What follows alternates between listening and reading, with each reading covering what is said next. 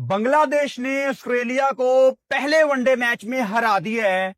हराया तो ऑस्ट्रेलिया को पाकिस्तान ने भी था, लेकिन अगर आप इन दोनों फतूहात को, दोनों विक्ट्रीज को एक साथ तोलेंगे तो बांग्लादेश की जीत का ज्यादा वजन है, क्योंकि बांग्लादेश ने बनाया वही फास्ट ट्रैक, विकेट के ऊपर ग्रास छोड़ी, इतना जबरदस्त बॉल कैरी हो रहा था। मुसद्दिक हुसैन की ऑलराउंड परफॉर्मेंस, 4 साल के बाद वापस आए, 86 किया, विकेटें भी ली, और फिर नहीद राना का खौफ। यानी बांग्लादेश ने दुनिया की क्रिकेट को एक उम्मीद दे दी है कि भाई साहब, जो आपने उम्मीदें हमसे लगाई हुई है ना, उन पे अब हम पूरा उतरेंगे। 100%, 90% नहीं, 95% नहीं, 100% मैं श्योर था कि ऑस्ट्रेलिया कभी भी ये 285 का टारगेट नहीं चेज करेगी।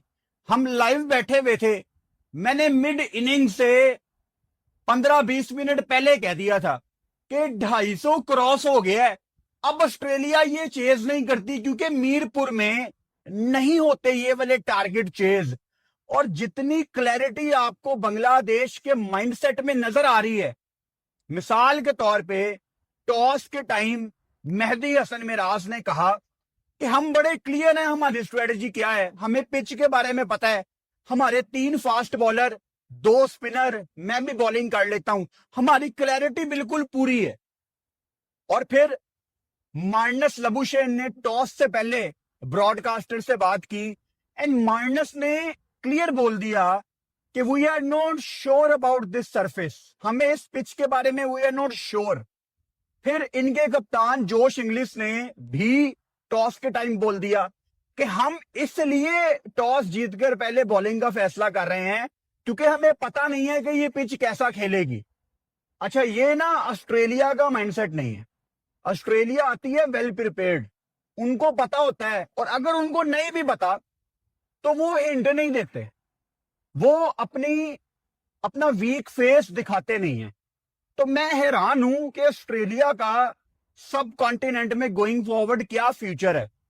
श्रीलंका में T20 वर्ल्ड कप आपके सामने, पाकिस्तान में इनके कुछ पल्ले नहीं पड़ा, और अब बांग्लादेश में जहां पे इनको बहुत हेल्प निकालनी चाहिए थी विकेट में से, क्योंकि इतना अच्छा बॉल कैरी हो रहा था।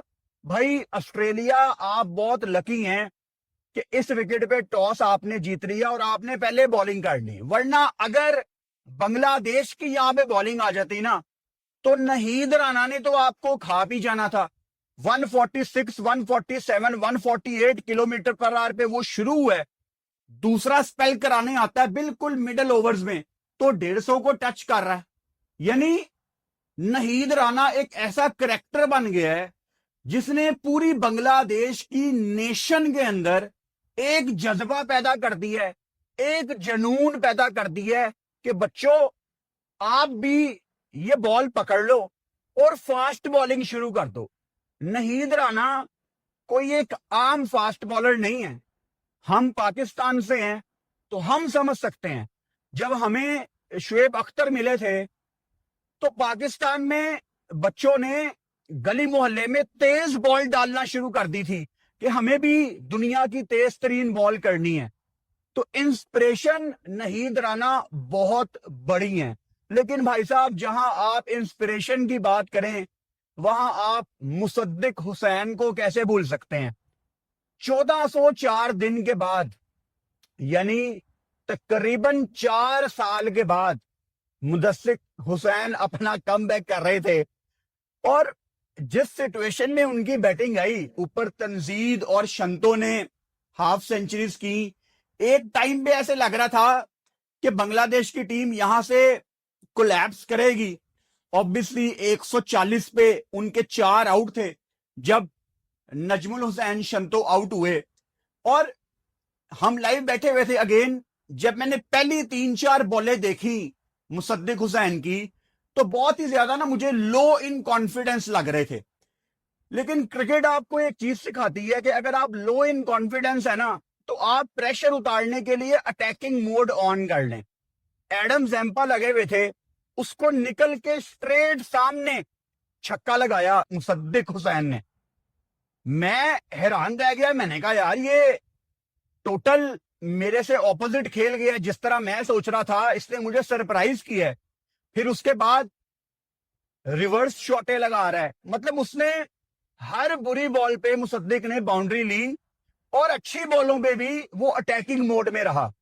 अच्छा, टॉस के टाइम मेहदी हसन मिराज ने यह भी कहा था कि हम पहले 10 ओवर्स को यूटिलाइज करेंगे, और वो सिर्फ बातें नहीं कर रहा था।